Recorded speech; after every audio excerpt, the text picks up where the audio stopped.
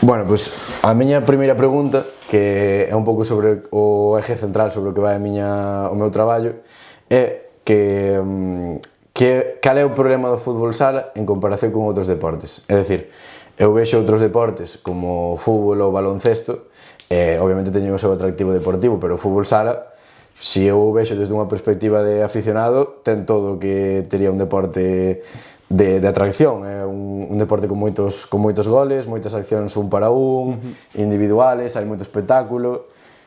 Cales son os factores que fan que o fútbol sala non triunfe como outros deportes? Bueno, eu penso que hai por unha parte un problema de promoción e por outra parte un problema de que non sei se a palabra exacta sería perda de calidade. É dicir, se te paras a mirar os resultados desta temporada ou da anterior ou dai 3-4 anos, hai un montón de 0-0, que era un resultado que hai 20 anos no fútbol sala era imposible. Miras os resultados de hai 20 anos, eu, por exemplo, comparo moitas veces os resultados do Burela para mirar, eu que sei, curso máis goleador, este tipo de cousas, de estadísticas, e, pois, non sei, o Burela femenino, as súas temporadas máis goleadoras, tanto a nivel ofensivo como defensivo, os anos que máis marcou e encaixou, son os primeiros en primeira, 2009, 2010. Penso que por unha parte pasa que, a parte de X reglas que fixeron que o xogo sexa menos espectacular, penso que cada vez se traballa máis a táctica, e canto máis traballo hai, máis especialización hai, máis difícil é que xurda ese, digamos, ese talento individual, non? Antes o fútbol sala era constante regate, un contra un, a día de hoxe todo é moito máis táctico. Parece que absolutamente todas as xogadas están estudiadas, todos os movimentos están estudiados. Nunha entrevista que lle fixen a David Rial, o que era entrenador do Burela, o título, bueno, eu escollín esa frase como título porque me pareceu realmente chamativo, era algo como que incluso a xente que hoxe en día vive do fútbol sala lle aburre o fútbol sala, porque ás veces se non eres un grandísimo especialista é difícil entender o que está pasando nunha pista de fútbol sala, non é aquel, digamos, desborde un contra un todo o tempo. E despois, por outra parte, creo que hai un problema de, bueno, pues, con toda a guerra que houve entre a Liga Nacional de Fútbol Sala e a Real Federación Española de Fútbol, e xa ao marxen deso, quero dicir, tú cando collías as estadísticas da Liga Nacional de Fútbol Sala, tú ves as estadísticas da NBA ou da ACB e podes medir absolutamente todo, os minutos que está un xogador na cancha, as asistencias que dá, as recuperacións que fai, pois non sei, no fútbol sala sería os regates que intenta e os que lle salen, no fútbol sala ao final, para encontrar estadísticas máis alá de que este xogador meteu 5 goles, foi titular ou suplente e xogou un xogo é completamente imposible. Non hai... Crees que unha das... Vamos saltar xa a orden das preguntas, pero vale, viñas un pouco nese sentido da pregunta. Crees que hai unha diferencia de nivel técnico en comparación con outros anos ou é un pouco a razón esa que me comentas de que os equipos están tácticamente máis traballados? É dicir, eu cando era máis novo, non? As figuras pois de esa época un pouco máis dourada, non? De Ricardiño, Batería, Sergio Lozano, e agora como que non sei se debe a unha falta de mediática de cobertura do deporte ou é que realmente non hai esas estrelas. Eu penso que se xuntan un pouco as dúas cousas, é dicir, si hai xogadores de moitísimo nivel técnico, pero priorizase outra cousa. Como o resultado máis normal é un 3-2 ou un 4-3 e non un 10-9, é máis difícil que un xogador, pois, como Paulo Roberto no seu día, como Schumacher, como, non sei, Daniel Ibáñez, se atreva a facer cousas que antes se facían incluso en área propia para xenerar unha superioridade e marcar goles. Hoxe en día priorízase, pois eso, o xogador grande que recibe o balón rápido no pivot e que a partir de aí xenera.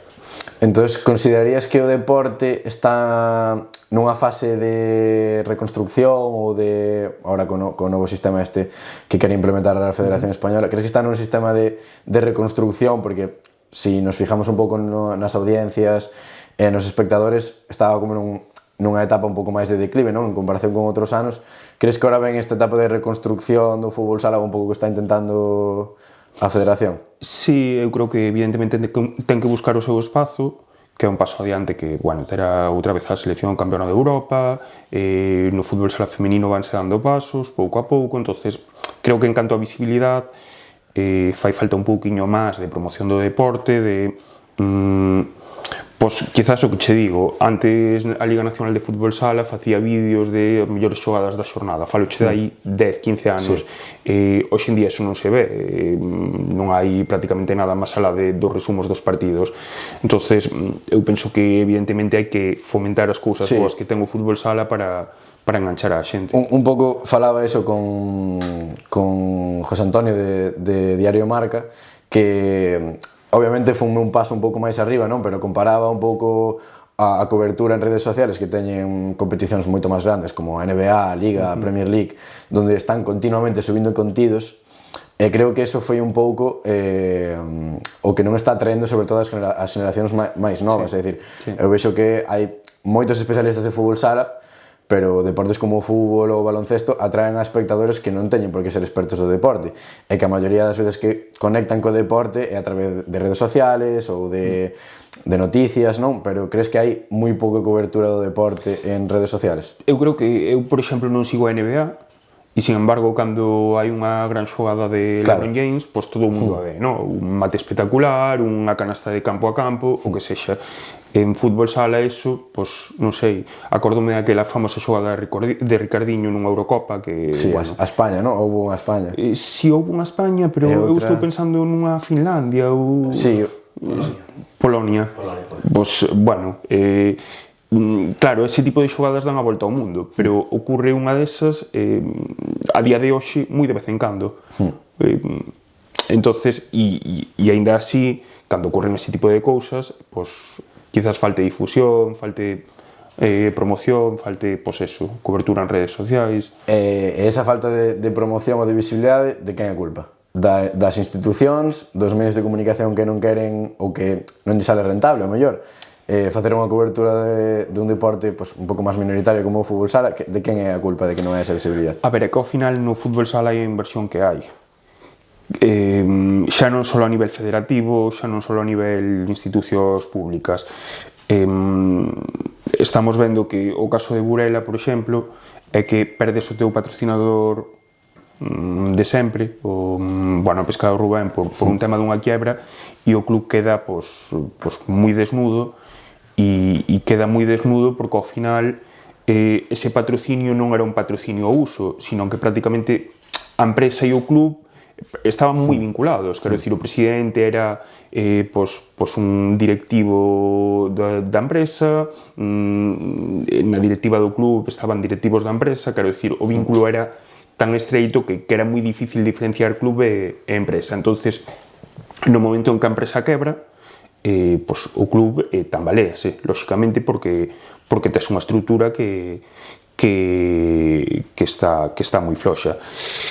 Penso que pasa un pouco en xeral que costa atraer inversores, e como costa atraer inversores ao fútbol sala, é difícil que se invirta e bueno, que o deporte creza. Un pouco tamén o falaba con José Antonio, que el decía que o fútbol sala era, a nivel de publicidade, casi todo eran empresas de particulares que apostaban polo deporte. En diferencia con outros deportes que simplemente as empresas poñen cartos porque lle sale rentable ter o seu patrocinio, moitas veces no fútbol sala era un investimento casi de pura fe, non? De ganas de apostar por ese deporte, un pouco o mismo vemos en Santiago co Antos Lobelle. Eu penso que despois, además, hai un condicionante importante que é que no fútbol sala unha inversión moito máis pequena permite chegar á élite. Entonces eso fai que empresas máis pequenas, entre comillas, buscan unha visibilidade chegando á élite. Despois pode ter retorno ou non. Pero se nos fixamos en que sitios está consolidado ou realmente hai unha masa grande no fútbol sala en España, son cidades casi todas que non teñen clubes de fútbol na élite. É dicir, a día de hoxe, quizás as aficións máis ruidosas ou máis volcadas cos seus equipos, podría ser Jaén, podría ser Manzanares, podría ser Valdepeñas. Son cidades que, digamos, non teñen acceso ao fútbol porque teñen acceso ao fútbol, pero teñen clubs de fútbol en categorías moito máis baixas. Eso, ao que non se practique tanto deporte, a que se debe? Porque eu moitas veces estaba pensando, decía, como no meu caso, moitas persoas que empezaron co fútbol ou co fútbol sala comezaron a xogar en fútbol sala, porque se nos fixamos nos colexios, nos institutos, é moito máis accesible xogar a un deporte como o fútbol sala que ter unhas instalacións que che permitan xogar a fútbol campo. Cal é o problema de que despois a xente se vai máis cara ao fútbol campo ou cara a outros deportes? É simplemente porque é máis popular ou é algunha razón? Bueno, aí habría que buscar probablemente casos moi particulares de cada un, de ver as posibilidades que hai en cada cidade de, digamos, chegar a élite nun deporte ou noutro. Crees que ten que ver sobre todo coa influencia territorial? Un pouco falabasme de Manzanares, Jaén, Palma, non? Claro, probablemente un rapaz da Mariña ou de Burela que destaca no fútbol 1 ou fútbol sala desde cativo é, entre comillas, máis fácil que se decante polo fútbol sala porque ten unha referencia moi á vista dun equipo de élite ao que pode chegar e que, bueno, con relativa frecuencia están salindo xogadores que son da zona e que teñen presencia en primeira. Actualmente no Burela está Pitero, está Nico, Renato actualmente está no Cartagena, pero é outro rapaz canteirán, hai outros 2 ou 3 rapaces que están xogando en primeira división de Polonia, en segunda división quelle, bueno, si eres de Burela e destacas en fútbol sala, facendo esa diferenciación de que evidentemente son deportes moi distintos, pero ao final, como é darlle unha pelota cos pés e quen ten esa virtud ou facilidade, pois máis ou menos se pode desenvolver nos dous deportes si adquire unhas nocións tácticas, pois quizás nun sitio como Burela é máis fácil decantarte polo fútbol sala e se estás en Santiago, que a día de hoxe non ten fútbol sala en primeira división, é máis fácil que en primeira nin en segunda, é máis fácil que te decantes polo fútbol. Comentaba con outros xornalistas, non sei que pensas ti, eles dicíanme que o fútbol sala é máis complicado que os nenos se decanten por el porque é un deporte moito máis técnico que, por exemplo, o fútbol.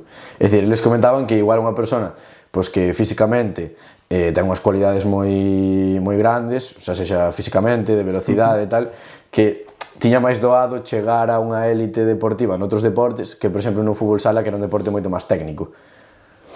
Bueno, eu aí non estou del todo de acordo. Sí que pode ser máis técnico, evidentemente o espacio é menor, como o espacio é menor require que xogues máis rápido e máis...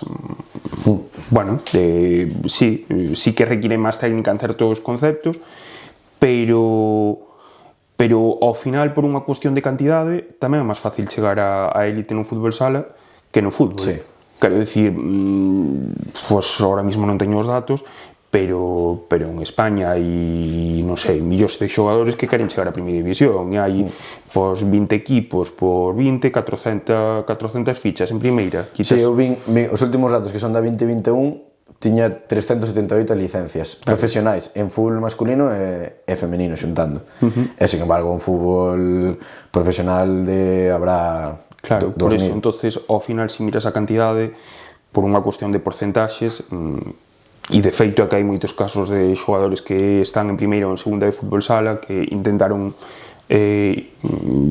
probar sorte no fútbol e estuveron en segunda B, en terceira, incluso en preferente. Sí, é moi famoso o caso de Ricordiño, non sei se conoces, que ele xogaba no Oporto de fútbol 11 e acabaron botando simplemente porque era moi pequeniño, dixeron, e a partir de aí entrou no fútbol sala e foi un pouco ese mundo. Agora quería falar un pouco sobre todo deste novo mundo, non, no que está entrando o fútbol sala. Que opinas do novo formato de apertura, clausura, un pouco estilo argentino? Pois a verdade é que non teño moi claro aínda. Sí, bueno, eso é verdade que non explicaron moi ben o... Sí que máis ou menos vin o formato, estou un pouco expectante, sí que... Entendo que é unha medida para darlle un pouco máis de espectáculo, non? Supoño que buscar un pouco de diferenciación, facilitar que, buscar formatos distintos e que atraer a xente, entre comillas. Habría que verlo, non sei, non... Despois, último que quería falar un pouco o tema mediático, que xa o tratamos un pouco por enriba, tema horarios e tema televisión. Agora o fútbol sala está, comprou a Liga Plus, non? Emitese un partido en Teledeporte, se non estou equivocado. Un pouco, crees que debería apostarse un pouco máis, o sea, crees que a televisión ou ese cambio de televisión implica un pouco que o fútbol sala xa non estea tan, ou que non se vexa tanto nun público xeral, ou simplemente as persoas que realmente lle interesa pois deberían pagar o fútbol sala? É difícil, a verdade é que a tendencia é que a día de hoxe se pague por consumir deporte en televisión, pero é difícil cando un deporte ten un nivel de implantación do fútbol sala que é un deporte evidentemente moi antigo, cunha base relativamente sólida, porque además ten moitísima base en canto a xogadores, pero é difícil que se non chega a xente de verdade animar a xente para pagar. Entonces eu creo que debería facilitarse que os clubes busquen maneiras de emitir os seus partidos ou o que sexa. Ou, evidentemente hai canales autonómicos, hai mil formas de que os partidos se televisen e se facilite no mundo no que estamos sin necesidade de pagar unha suscripción que se vexan os partidos, vamos. Canta importancia ten neste sistema de atraer audiencia a selección española? Porque falábamos de que, por exemplo, deportes un pouco máis famosos, non? Teñen público que non ten especialmente porque ser un experto do deporte, simplemente porque atrae moita multitude de xente, causa moito revuelo, simplemente por ver a final do Mundial de fútbol, velo. España pasou por un tramo no que tuvo unha etapa dorada onde ganou Eurocopas, Mundiales, e un pouco coincidiu con ese auxe da Liga. Un pouco que a selección española comezou a baixar un pouco ese nivel ou simplemente non acadou os resultados que tiña previsto, parece un pouco como que o nivel da Liga baixou. Ahora que España ganou esta tempada a Eurocopa, crees que pode volver a subir? Crees que é un aliciente importante? É un aliciente moi importante porque que o nivel de España como selección sexa o máximo a nivel Europa ou a nivel mundial, implica moitísimas cousas. Implica que os xogadores de, polacos, ucranianos, rusos, de onde seña, queren xogar en España, porque digamos que é a liga con máis visibilidade, onde mellor se traballa, onde tal. Pero por outra parte, creo que hai un problema de consumo de deporte que vai un pouquiño máis alá do fútbol sala. É dicir, creo que a miña xeración, cando éramos rapaces, consumíamos moitísimo máis deporte, víamos partidos enteiros de fútbol sala, de balonmano, cando chegaban X fechas, un mundial ou o que sexa. A día de hoxe todo se consume moito máis rápido. Penso que os rapaces de hoxe moi rara vez ven un partido de fútbol inteiro. Entonces, ao final, a chegarse a un deporte como o fútbol sala, que ten un nicho moi particular, depende da selección en parte, pero ao final o tipo de consumo actual é o que é. Crees que, como hai tanta competencia, non só de deportes, pero en general de outras plataformas, costa un pouco máis chegar a... E agora que se me está ocurrindo a medida que tal, non sei se nos podes comentar algo da historia do Burela, en xeral, a nivel histórico, un pouco como naceu o club e como foi crecendo. Sí, a ver, ao final... Eu penso que a historia do Burela ten un pouco que ver co que che comentaba sobre como o fútbol sala creo que ten máis tendencia a sentarse en vilas pequenas ou en lugares que, entre comillas, non teñen tanto acceso ao deporte de élite e o tema do Burela é un pouco ese. O Burela nace, o primeiro proxecto de fútbol sala que nace en Burela o Cefire Burela, que chegou á División de Honor no 99-2000, se non me equivoco.